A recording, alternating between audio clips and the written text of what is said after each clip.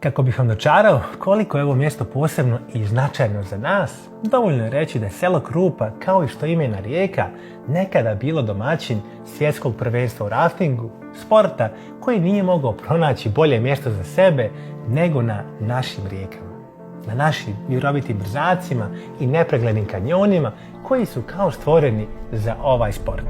Tu je i manastir Svetog Ilije iz 18. vijeka kojeg sada vidite, koji predstavlja jednu od najvećih atrakcija ovoga kraja, a tu su i čuveni domaći uštivci od Helje koje jednostavno morate isprobati i uporediti ih sa onim koje pravi vaša baka jer su zaista toliko dobri. Ali meni lično najljepše mjesto ovdje su ovi vodopadi koje sada vidite, koji priznaćete izgledaju više nego magično.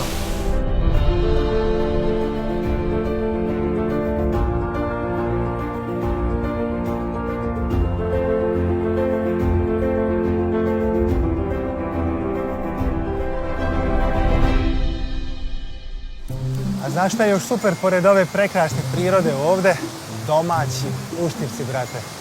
A daj, Robi, tek smo krenuli sa snimanjem. Kakvi sad uštivci? Pa dobro, 9 sati. Domaći uštivci. Obećao sa ljudima da ću im pokazati čiji su bolji od moje bake i lovi ovdje, tako da je red je da ispoštujemo obećanje. Ajmo.